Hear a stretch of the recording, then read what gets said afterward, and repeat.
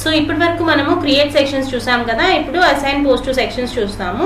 ఇక్కడ detail navigation pain లో assign post to sections అనేది క్లిక్ చేయండి.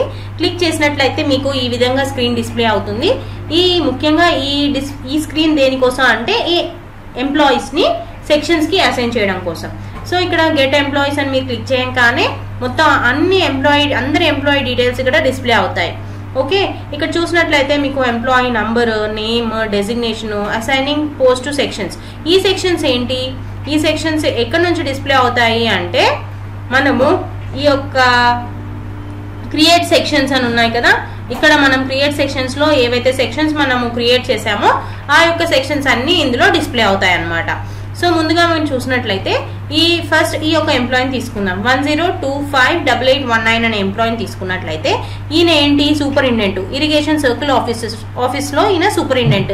సో ఇక్కడ 2 క్వశ్చన్స్ అరైజ్. ఈయన సెక్షన్ చేంజ్ చేయాలి. సెక్షన్ చేంజ్ చేయాలి అంటే మీరు ఇక్కడ కర్సర్ ఇలా ప్లేస్ చేస్తే మీకు ఈ F4 బటన్ వస్తుంది. డైరెక్ట్ గా సెర్చ్ ఆప్షన్ వస్తుంది. డైరెక్ట్ గా మీరు F4 బటన్ కూడా మీరు క్లిక్ చేయొచ్చు. ఓకే, ఇక్కడ మీరు ఈ బటన్ ని క్లిక్ చేసినట్లయితే మీకు సెక్షన్స్, ఎన్ని సెక్షన్స్ అయితే మీరు ఈ క్రియేట్ సెక్షన్స్ లో క్రియేట్ చేశారో ఆ యొక్క సెక్షన్స్ అన్ని మీకు ఇక్కడ డిస్ప్లే అవుతాయి. డిస్ప్లే అయిన తర్వాత ఈయన సెక్షన్ చేంజ్ చేస్తున్నాం, మనం చేంజ్ చేసేసాం. చేంజ్ చేసిన తర్వాత ఇంకో క్వశ్చన్ ఏంటి? ఈయన DDOనా HOOనా అనేది. సో ఈయన DDO అయితే DDO అని క్లిక్ చేయండి. ఈయన HOO అయితే HOO అని టిక్ చేయండి. ఓకే, 2 ఆప్షన్స్ కూడా చేసుకోవచ్చు. ఓకే, ఈ తర్వాత నెక్స్ట్ మీరు ఇక్కడ చూసినట్లయితే ఇక్కడ స్క్రాల్ చేయండి. ఫస్ట్ పేజ్ ఇట్లా స్క్రాల్ చేసిన తర్వాత మీరు ఇక్కడ పైన చూడండి, కొన్ని చోట్ల ఇక్కడ నేమ్ అనేది ఎంటీగా కనిపిస్తుంది. అసైనింగ్ పొజిషన్ టు సెక్షన్ అనేది ఎంటీగా కనిపిస్తుంది. DDO HOO కూడా ఎంటీగా కనిపిస్తున్నాయి. సో ఇలాంటిది ఏంటి అంటే ఫర్ ఎగ్జాంపుల్ ఒక ఎంప్లాయీ 2 సెక్షన్స్ లో పనిచేస్తున్నాడు ఆన్ డెప్యుటేషన్. ఓకే, కన్ఫర్మ్డ్ గా ఆన్ డెప్యుటేషన్ ఓన్లీ. సో ఒక ఎంప్లాయీ 2 సెక్షన్స్ లో పనిచేస్తున్నట్లయితే ఫస్ట్ ఇక్కడ మీరు అసైనింగ్ పొజిషన్ టు సెక్షన్స్ అనేది మీరు క్లిక్ చేయాలి. అంటే ఫర్ ఎగ్జాంపుల్ ఇలా చూడండి, ఇక్కడ 1000429 అనే ఈ ఎంప్లాయీని చూసుకుందాం. 1000594 అనే ఎంప్లాయీ ఇరిగేషన్ సర్కిల్ ఆఫీసర్ కి చెందిన ఆయన. సో ఇక్కడ ఈయన డెప్యుటేషన్ మీద వేరే సెక్షన్ కి వెళ్తున్నాడు అంటే ఈ యొక్క ఎంటీ స్పేస్ లో మీరు ఇలా క్లిక్ చేసి ఈ సర్చ్ ఆప్షన్ లో మీరు ఫస్ట్ సెక్షన్ ని అసైన్ చేయండి. సెక్షన్ అసైన్ అయిపోయింది కదా. ఇప్పుడు సెక్షన్ అసైన్ అయిపోయిన తర్వాత ఇక్కడ మీరు ఈ యొక్క ఎంప్లాయీని ఎలా అసైన్ చేస్తారు అంటే ఈ యొక్క ఎంప్లాయీ ఐడి ఏంటి? 1000429 కదా. సో ఇప్పుడు ఫస్ట్ ఈ స్పేస్ లో ఎక్కడైతే మీరు సెక్షన్ అసైన్ చేశారో ఈ స్పేస్ లో మీరు ఈ లైన్ ఐటమ్ ని క్లిక్ చేసి అడిషనల్ ఛార్జ్ అన్న బటన్ ని క్లిక్ చేసిన వెంటనే మీకు ఇలా ఒక విండో డిస్ప్లే అవుతుంది. ఇక్కడ మీరు డైరెక్ట్ గా ఈ యొక్క ఎంప్లాయీ ఐడి అన్న ఇవ్వచ్చు. ఓకే, లేదా ఈ యొక్క బటన్ క్లిక్ చేస్తే మీకు సర్చ్ ఆప్షన్ తోని అన్ని మొత్తం ఇలా ఎంప్లాయీ నంబర్స్ తో పాటు మీకు డిస్ప్లే అవుతారు. ఓకే, సో ఇక్కడ మీరు ఎంప్లాయీ నంబర్ ఇచ్చుకోండి. ఏంటి అది? 1000429 1000429. ఓకే, సర్చ్ కొట్టండి.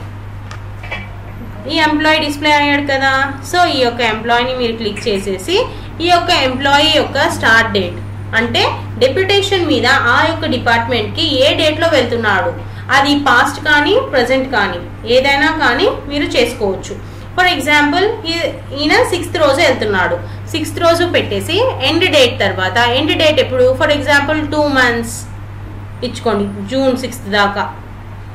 ఓకే, పెట్టాక సేవ్ అని చేసిన వెంటనే మీకు ఇక్కడ ఒక మెసేజ్ వస్తుంది, అప్డేటెడ్ సక్సెస్ఫుల్లీ అని.